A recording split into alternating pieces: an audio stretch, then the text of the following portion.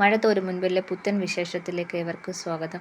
മാലതിയും ഗംഗാധരനും കൂടെ വൈജയന്തിയെ ഉപദേശിക്കുകയാണ്. അങ്ങനൊന്നുമല്ല, നിന്റെ തെറ്റിദ്ധാരണ. നീ കുറച്ച് ദേഷ്യമെടുക്കുക. ഇപ്പം ബാലചന്ദ്രന് വേണ്ടുന്നത് സ്വസ്ഥതയും സമാധാനവുമാണ്. നീ ആവശ്യമില്ലാതെ ബാലചന്ദ്രനോട് സംസാരിക്കാനോ വഴക്കിടാനോ പോവല്ലേ. അപ്പം വൈജയന്തി അങ്ങ് ദേഷ്യല്ലാണ്. അപ്പോൾ എൻ്റെ ആവശ്യം ഇവിടെ എന്തുവാണ്? ഇവിടെ വേലക്കാരിയാണ് കാര്യങ്ങളൊക്കെ തീരുമാനിക്കുന്നത്. തൊഴിലെ കാണുന്ന ബെല്ലുണ്ടല്ലോ, അതങ്ങോട്ട് അയാൾ അടിക്കുമ്പോൾ ഇവിടുന്ന് ഓടിപ്പിടിച്ച് അങ്ങോട്ട് പോകും. 1 മണിക്കൂറിൻ്റെ ഇടയ്ക്ക് എത്ര വെട്ട ബെല്ലടിക്കുന്നതെന്ന് അറിഞ്ഞൂടാ. ഓരോരോ കാര്യത്തിന് ഇങ്ങനെ വിളിച്ചുകൊണ്ടേ ഇരിക്കും. കാണാതിരിക്കാൻ പറ്റത്തില്ല അയാൾക്ക്. ബാലചന്ദ്രന് അലീനയെ കാണാതിരിക്കാൻ പറ്റത്തില്ലെന്ന് വൈജയന്തി പറയുകയാണ്. അല്ലെങ്കിൽ തന്നെ എവിടെയാണ് കേട്ടിട്ടുള്ളത് ഒരു ഹാർട്ട് പേഷ്യൻ്റ് അപ്സ്റ്റെയറിൽ കിടക്കുകയും ഇതുപോലെ ബെല്ല് വെച്ച് സെർവൻറ്റിനെ വിളിച്ചു വരുത്തിയൊക്കെ ചെയ്യുന്നത്? ഭാര്യ അങ്ങോട്ട് അടുക്കണ്ട, സെർവൻറ്റ് ചെന്നാൽ മതി. എവിടെയെങ്കിലും നിങ്ങൾ കേട്ടിട്ടുണ്ടോ? ഇതിന് തോന്നിവാസം എന്നാണ് പറയേണ്ടത്. ഒരാഴ്ചക്കകം ഞാൻ അവളെ അടിച്ചിവിടുന്ന് പുറത്താക്കുക തന്നെ ചെയ്യുമെന്ന് പറയുന്നത്. അപ്പോഴാണ് ബാലേന്ദ്രൻ ബെല്ലടിക്കുന്നത്. അപ്പോഴത്തേക്ക് അലീന അങ്ങോട്ട് വന്ന്. അപ്പം അലീന പറയാണ്, സാറിന് എന്തോ ആവശ്യമുണ്ടെന്ന് തോന്നുന്നു. അപ്പം ഗംഗാധരൻ പറയുന്നത്, നീ ചെല്ല് എന്ന് പറഞ്ഞിട്ട് അലീന അങ്ങ് കയറി പോവാണ്. അവൾ ബെല്ലടിക്കാൻ കാത്തു നിന്നെന്ന പോലെ കയറി പോകുന്ന കണ്ടോ എന്ന് വൈജയന്തി പറഞ്ഞതാണ്. അപ്പോഴാണ് അലീന തിരിച്ചിറങ്ങി വരുന്നത്. കയ്യിലൊരു കപ്പ് സോസറുണ്ട്. ഈ ഒരു കപ്പ് സോസർ എടുക്കാനാണ് ബെല്ലടിച്ചത്. ഇങ്ങനെ ഓരോ കാരണം പറഞ്ഞ് എപ്പോഴും ബെല്ലടിച്ചുകൊണ്ടേ ഇരിക്കും. അപ്പോൾ ഇവിടുന്ന് ഓടിപ്പോവുകയും ചെയ്യും. ഇത് എനിക്ക് അനുവദിച്ചു കൊടുക്കാൻ പറ്റത്തില്ല എന്ന് വൈജയന്തി പറയാണ്. അപ്പോഴും നമ്മുടെ മാലതിയും ഗംഗാധരനും ഓരോന്ന് പറഞ്ഞ് വൈജയെ സമാധാനിപ്പിക്കാൻ നോക്കുവാണ്. നിൻ്റെ തെറ്റിദ്ധാരണ, നീ ദേഷ്യം ഒക്കെ അടക്കി നിർത്ത്. ഇവിടെ കുറച്ച് ദിവസം കഴിയുമ്പോൾ ഇതൊക്കെ ശരിയാവും. അയാൾക്കൊരു സമാധാനം കൊടുക്കുന്നൊക്കെ പറഞ്ഞിങ്ങനെ വൈജയെ ഇങ്ങനെ സമാധാനിപ്പിക്കുകയാണ്. വൈജയ് ഇങ്ങനെ തിളച്ച് ഇങ്ങനെ നിൽക്കുകയാണ്. അപ്പോഴാണ് വീണ്ടും ബെല്ലടിക്കുന്നത്. കണ്ടോ, വീണ്ടും ബെല്ലടിച്ചേക്കുന്നു. ഇയാളുടെ ആവശ്യം എന്തോന്ന് ഞാൻ പോയി തിരക്കിയിട്ട് വരാം. എപ്പോഴും എന്തോ ആവശ്യമെന്ന് ഇതങ്ങനെ വിടാൻ പറ്റുന്ന വൈജയ് ചാടിത്തുള്ളി കയറി അങ്ങ് പോവുകയാണ്. അപ്പോഴാണ് അവിടെ ചെല്ലുമ്പം ബാലചന്ദ്രനാണെങ്കിൽ സമാധാനത്തിൽ ഇങ്ങനെ അവിടെ കിടക്കുവാണ്. ഒരു സ്വസ്ഥമായിട്ട് കിടക്കുകയാണ്. അപ്പോൾ ഇതാ വരുന്നു വൈജ. നീ എന്താ ഇങ്ങോട്ട് വന്നതെന്ന് ബാലചന്ദ്രൻ ചോദിക്കുന്നത്. എന്താവശ്യത്തിനാണ് വിളിച്ചത്? അത് ഞാൻ അലീനയോട് പറഞ്ഞോളാം. എന്തായാലും ആവശ്യമില്ല, അത് എന്നോട് പറഞ്ഞാൽ മതിയല്ലോ. ഞാനായാലും മതിയല്ലോ. പറ്റത്തില്ല, നീ പറ്റത്തില്ല. എനിക്ക് അലീനയോട് മാത്രം പറയാനുള്ളത്, നിന്നോട് പറയേണ്ട കാര്യമില്ലെന്ന് വൈജയോട് ബാലേന്ദ്രൻ പറയണം. ഇത്രയും നാൾ നിങ്ങളുടെ കാര്യമൊന്നും നടത്തി തന്നത് അലീനയല്ലല്ലോ, ഞാനല്ലേ നടത്തി തന്നത്. പിന്നെ എൻ്റെ ആവശ്യം എന്ത്? ഞാനിവിടെ നിൽക്കേണ്ട ആവശ്യം എന്ത്? എൻ്റെ ആവശ്യമില്ലേ? അപ്പം ഞാൻ ഈ വീട്ടിലെ ആരാ എന്നൊക്കെ വൈജയ് ചൂടായി ചോദിക്കുകയാണ്. അപ്പം നമ്മുടെ ബാലേന്ദ്രൻ പറയാണ്, നീ ആരാണെന്നും അലീന ആരാണെന്നും നിങ്ങൾ രണ്ടിൻ്റെ ഇടയ്ക്ക് എൻ്റെ സ്ഥാനം എന്താണെന്ന് എനിക്ക് വ്യക്തമായിട്ടറിയാം. കൂടുതൽ നിന്നോട് പറയേണ്ട ആവശ്യമില്ല. നീ ഇങ്ങോട്ട് കൂടുതൽ ചോദ്യമൊന്നും ചോദിക്കണ്ട, ഞാൻ അങ്ങോട്ട് ചോദ്യം ചോദിക്കണ്ട. അപ്പം ഞാൻ അങ്ങോട്ട് ചോദിക്കുമ്പോൾ നീ ഉത്തരങ്ങൾ ഇങ്ങോട്ട് പറഞ്ഞാൽ മതി. അന്നേരം ഉത്തരം പറഞ്ഞാൽ മതി. ഇപ്പം നിൻ്റെ ചോദ്യമൊന്നും ഇങ്ങോട്ട് വേണ്ട. നീ ഈ മുറിയിൽ നിന്ന് ഇറങ്ങിപ്പോന്ന് പറയുകയാണ്. അപ്പം താഴെ അലീന ബെല്ലടി കേട്ടുകൊണ്ട് അന്നേരമാണ് വരുന്നത്. അപ്പം സാറിന് എന്തോ ആവശ്യമുണ്ട്, ബെല്ലടിച്ചല്ലോ എന്ന് പറയുന്നത്. അപ്പം ഗംഗാധരൻ പറയണം, വൈജി അങ്ങോട്ട് കയറിപ്പോണ്ട്, നീ അങ്ങോട്ട് ചെല്ലുമെന്ന് പറയണം. അങ്ങനെ അലീന സ്റ്റെപ്പ് കയറി പകുതി വരെ എത്തിയപ്പോൾ മോളിൽ ബഹളം കേൾക്കുന്നു. അങ്ങനെ അലീന ഓടി ചെല്ലുമ്പോൾ കാണുന്നത് ബാലചന്ദ്രൻ അവിടെ ഇരിക്കുന്ന സാധനങ്ങളെല്ലാം വാരി വലിച്ചെറിയുകയാണ് വൈജിയുടെ നേരെ. ബാലചന്ദ്രൻ എന്നിട്ട് അലീൻ്റെ അടുത്ത് പറയാണ്, ഇവളെ അടുത്ത് ഇറങ്ങിപ്പോകാൻ പറ, ഇവളെ എനിക്ക് കാണണ്ട, ഇവളെ ഇറങ്ങിപ്പോകാൻ പറ എന്ന് പറയാണ്. അപ്പം അലീനയ്ക്ക് പറയാൻ പറ്റുമോ എന്തെങ്കിലും വൈജയ് എടുത്ത്? വൈജയ് ഇങ്ങനെ നോക്കുന്നുണ്ട്. വൈജയ് ഇങ്ങനെ ദേഷിച്ച് അലീനയും ബാലചന്ദ്രനെയും നോക്കുന്നുണ്ട്. നീ ഇവിടുന്ന് ഇറങ്ങിപ്പോകുന്നുണ്ട്. ഈ ബഹളമൊക്കെ കേട്ട് മക്കളൊക്കെ ഓടി വരികയാണ്.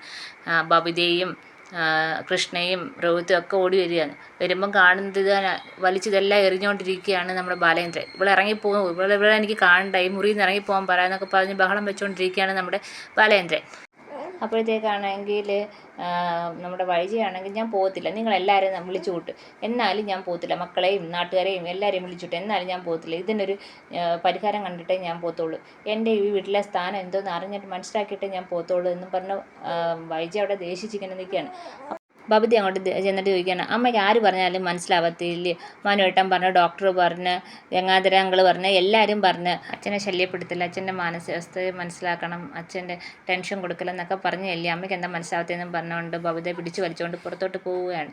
പുറത്ത് വന്ന് വൈജയന്തിയുടെ ദേഷ്യം നിൽക്കുകയാണ്. അപ്പം ഈ വൈജയന്തി ആണെങ്കിൽ അലീൻ്റെ അടുത്ത് പറയും, നീ ഇങ്ങനെ വന്നേ എന്ന് പറയുകയാണ്. അലീനെ അങ്ങോട്ട് ചെന്ന് അലീന ഇങ്ങനെ കുറേ നേരം നോക്കി നിന്നിട്ട് അലീനയുടെ കരണ്ട് തൂക്കി ഒറ്റയടി ഞാൻ കൊടുത്തു.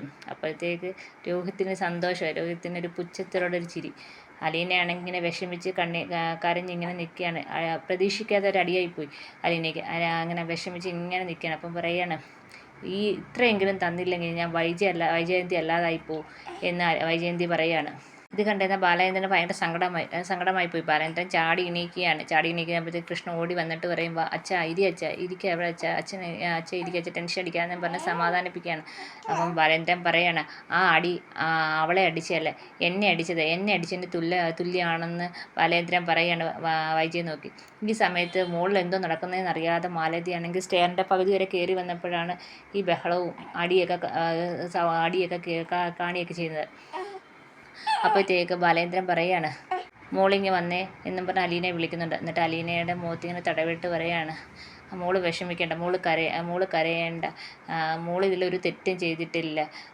അച്ഛന് വേണ്ടി മോൾ ഇതങ്ങ് ക്ഷമിക്കുക, അച്ഛന് വേണ്ടിയ മോൾ ഈ അടി കൊണ്ടേന്ന് വിചാരിച്ചാൽ മതിയെന്ന് പറയുന്നു. അപ്പോൾ ഇത് കേട്ടപ്പോഴത്തേക്ക് അലീനയ്ക്ക് ഭയങ്കര സങ്കടം വന്ന് പൊട്ടിക്കരഞ്ഞ് മുറിയിൽ നിന്ന് പോവുകയാണ്. പിന്നെ കാണിക്കുന്നത് താഴെ ഗംഗാധരനും മാലതിയും എന്തുവാ മുകളിൽ സംഭവം നടക്കുന്നതെന്നൊന്നും അവർക്ക് വ്യക്തമാകുന്നില്ല. അപ്പോൾ ബബിത ഇങ്ങോട്ട് വരികയാണ്. ബബിത ഇറങ്ങി വരുമ്പോൾ ചോദിക്കുന്നത് എന്തുവാ ബബിതയെന്ന് ചോദിക്കുമ്പോൾ പറയും അത് അച്ഛനാണെങ്കിൽ അമ്മ അങ്ങോട്ട് ചെല്ലുന്നത് ഇഷ്ടമല്ല, അമ്മയ്ക്കാണെങ്കിൽ അലീന എപ്പോഴും അവളോട്ട് ചെല്ലുന്നത് ഇഷ്ടമല്ല. അങ്ങനെ അങ്ങോട്ടും ഇങ്ങോട്ടും ഓരോന്ന് പറഞ്ഞ് ബഹളമായി. അച്ഛനാണെങ്കിൽ അമ്മയെ മുറിയിൽ നിന്ന് പുറത്താക്കി. അപ്പോൾ അമ്മ അലീനയ്ക്ക് ഇട്ടൊരു അടിയും കൊടുത്ത്. അതൊക്കെയാണ് നടന്നതെന്ന് പറയുകയാണ്. അപ്പോൾ ഇവർക്ക് എന്തോന്ന് വ്യക്തമായില്ല. താഴോട്ടിറങ്ങി കുറേ വരുന്നത് അലീന കരഞ്ഞുകൊണ്ട് വരികയാണ്. അലീനയുടെ അടുത്ത് ചോദിക്കുമ്പോൾ എന്താ മോളെ ചോദിക്കുമ്പോൾ അലീന ഒന്നും മിണ്ടാതെ കരഞ്ഞുകൊണ്ടൊക്കെ പോവുകയാണ്. അപ്പോഴത്തേക്ക് കൃഷ്ണ ഇറങ്ങി വന്നു. അപ്പോൾ കൃഷ്ണ അടുത്ത് ചോദിക്കുകയാണ് എന്താ മോളെ അവിടെ സംഭവം എന്തോ കാര്യം എന്ന് ചോദിക്കുകയാണ്. അപ്പോൾ പറഞ്ഞാൽ ഒരു കാര്യമില്ല അങ്കിളെ, അമ്മയ്ക്കാണെങ്കിൽ അലീന ചേച്ചി കണ്ടുകൂടാ, അച്ഛനാണെങ്കിൽ അമ്മ അങ്ങോട്ട് ചെല്ലുന്നത് ഇഷ്ടമല്ല, അതുകൊണ്ട് അങ്ങോട്ട് കയറണ്ടാന്ന് പറഞ്ഞു. അതിൻ്റെ ദേഷ്യം അലീനയുടെ ചേച്ചിയുടെ മുഖത്ത് തീർത്തു, അത്രേ ഉള്ളൂ എന്ന് പറയുന്നത്. അപ്പോൾ ഗംഗാധരൻ ചോദിക്കുകയും വൈജയും തമ്മിൽ എന്തെങ്കിലും വാക്ക് തർക്കം ഉണ്ടായോ? ഇല്ല ഒന്നും ഉണ്ടായില്ല. അലീന ചേച്ചി വെറുതെ അവിടെ നിന്നേ, അപ്പോൾ അലീന ചേച്ചിക്കിട്ടാണ് ആ ദേഷ്യം അമ്മ തീർത്തതെന്ന് നമ്മുടെ കൃഷ്ണൻ പറയണം. അത് കേട്ടപ്പോഴത്തേക്ക് ഗംഗാധരൻ മാലയ്ക്ക് നല്ലോണം ദേഷ്യമായി വൈജയുടെ. അങ്ങനെ ഗംഗാധരൻ വൈജയുടെ അടുത്തോട്ട് ചെല്ലുകയാണ്. അപ്പം വൈജ ഇങ്ങനെ ദേഷിച്ച് ഇങ്ങനെ ഇരിക്കുകയാണ്. വൈജയുടെ അടുത്ത് ചോദിക്കുകയാണ് നീ എന്തൊക്കെ കാണിച്ചു കൂട്ടുന്നത്?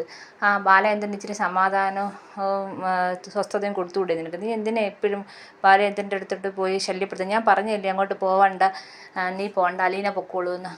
അപ്പോഴത്തേക്ക് വൈജ ചാടി അങ്ങനെ വെച്ച് അതിവിടെ നടക്കത്തില്ല, ഞാൻ ഇനിയും പോവും, ഇനിയും പ്രശ്നം ഉണ്ടാകും, എനിക്ക് അറിഞ്ഞേ പറ്റും ഞാൻ ഈ വീട്ടിലെ ആരാണെന്ന്, എന്നെക്കാക്കി വലിയ സ്ഥാനമാണ് ഇവിടുത്തെ വേലക്കാരിക്ക് കൊടുക്കുന്നത് എന്ന് വൈജ ചോദിക്കണം. പിന്നെ ഞാൻ എന്തിനാ ഇവിടെ നിൽക്കുന്നത്? അവൾ പോരെ, ഇവിടെ വേലക്കാരിയായിട്ട് വന്നിട്ട് വീട്ടിലെ ഭരണം അവൾ ഏറ്റെടുക്കുമോ? ഞാനിവിടെ ഒന്നും അല്ലാതായി മാറുകയാണ് ചെയ്യുന്നത്, ഇതിവിടെ നടത്താൻ പറ്റത്തില്ല. ഗംഗാധരൻ മാലതിയും വീണ്ടും ഓരോന്ന് പറഞ്ഞ് വൈജയെ ഉപദേശിക്കാൻ നോക്കുന്നുണ്ട്. അപ്പം വൈജ പറയുകയാണ് എനിക്ക് ആരുടെ ഉപദേശം വേണ്ട, ഇത് എൻ്റെ വീടാണ്, ഞാനാണ് തീരുമാനിക്കുന്നത് ഈ വീട്ടിൽ ആരൊക്കെ ഏതൊക്കെ റൂമിൽ കിടക്കണം, എനിക്ക് ഏതൊക്കെ റൂമിൽ ചെല്ലാം എന്ന് തീരുമാനിക്കുന്നത്, അല്ലാതെ ഇപ്പം വന്ന വേലക്കാരിയാണ് അല്ല എന്ന് നമ്മുടെ വൈജ പറയുന്നത്. അല്ലെങ്കിലും ചില കിളവന്മാരുടെ അസുഖം ഇങ്ങനെയൊക്കെയാണ്, വയസ്സാകുമ്പോൾ ഇങ്ങനെയൊക്കെയുള്ള അസുഖങ്ങൾ ഉണ്ടാവും എന്ന് പറയുന്നത്. അപ്പം ഗംഗാധരൻ ചോദിക്കുകയാണ് അപ്പം നിനക്ക് ബാലചന്ദ്രന് സംശയമുണ്ടോ, അലീന അതേപോലെ സംശയമുണ്ടോ എന്ന് ചോദിക്കുകയാണ്. അപ്പം പറയുന്നത് എന്താ പുളിങ്കമ്പ് കണ്ടു കഴിഞ്ഞാൽ അവൾക്ക് കയറി പിടിച്ചുകൂടായോ, അവൾക്ക് സ്വപ്നം കാണുന്നതിനപ്പുറമല്ലേ, നിനക്കെന്താ ബാലചന്ദ്രൻ്റെ സംശയം ഉണ്ടോ എന്ന് ഗംഗാധരൻ ചോദിക്കുകയാണ്. ഇപ്പം ഇല്ല, നാളെ അങ്ങനെ ആയിക്കൂടാ എന്ന് ഇല്ലല്ലോ, എപ്പോൾ വേണമെങ്കിലും മാറി മറിയാലോ എന്ന് നമ്മുടെ വൈജ പറയുകയാണ്. നീ അങ്ങനൊന്നും ചിന്തിക്കാതെ, ബാലചന്ദ്രൻ ഇപ്പം സുഖമില്ലാത്തതല്ലേ എന്ന് നമ്മുടെ ഗംഗാധരൻ പറയാണ്. അപ്പോൾ എല്ലാവരും ബാലചന്ദ്രൻ്റെ സൈഡ് സംസാരിക്കുന്നത് എന്താ, എനിക്ക് മനസ്സും ഇതൊന്നും ഇല്ലേ? അപ്പം ഗംഗാധരൻ ചോദിക്കാൻ നിനക്കാണെങ്കിൽ എന്തെങ്കിലും അസുഖമുണ്ടോ, നിനക്ക് എന്തെങ്കിലും ടെൻഷനുണ്ടോ, നിനക്ക് മറ്റുള്ള കാര്യങ്ങളൊന്നും ഇല്ലല്ലോ, ഇപ്പോൾ സമാധാനം വേണ്ടുന്ന ബാലചന്ദ്രന്, അത് നീ അവന് കൊടുക്കുക എന്ന് പറയുകയാണ്.